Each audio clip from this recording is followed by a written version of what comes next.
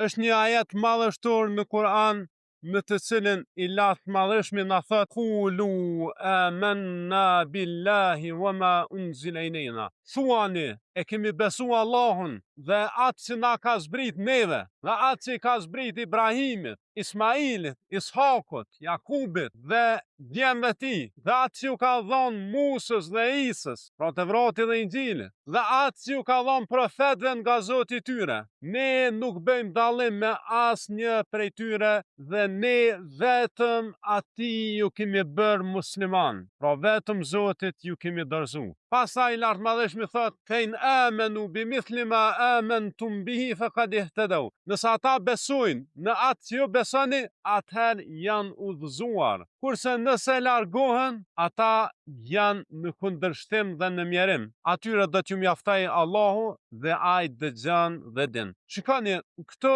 ajete shpjegohet Islami çfarë. Ka të bëjë me një besim të caktuar. Ja se çfarë besojmë ne. Çfarë tha ajeti? Thuaj ne e besojmë Allahun. Fillimisht Allah që e ka rojnë prej El Ilah, i adhuruari, ai cili zemrat jepen pas tij. Pra ne e besojmë Allahun, krijuesin, furnizuesin, ai cili çdo krijesë ka hap formën e vet, pastaj ka udhëzu. Pastaj besojmë në atë që ka zbrit Ibrahimit. Ibrahimi që është baba i profetëve, Ismailit djali i tij, Ishakut djali tjetër i tij, Jakubit nipi i tij dhe pasardhësve e tij që janë prej pasardhësve të tij më të vlefshëm janë Musa dhe Isa i biri Meriemës dhe gjithë profetëve tjerë. Nuk bëjmë dallim me asnjë profet. Kjo është që na dallon ne muslimanëve.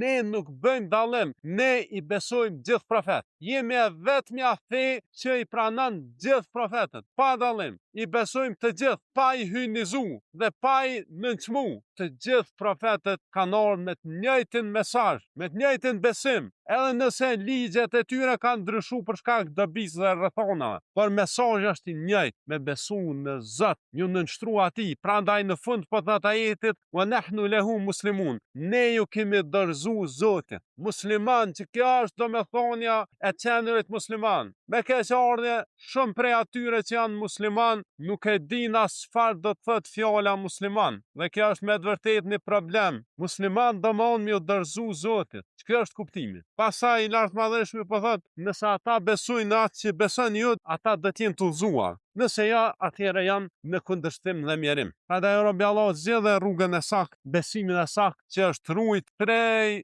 Ibrahimit e deri tek profeti i fundit. Kjo është rruga e drejtë.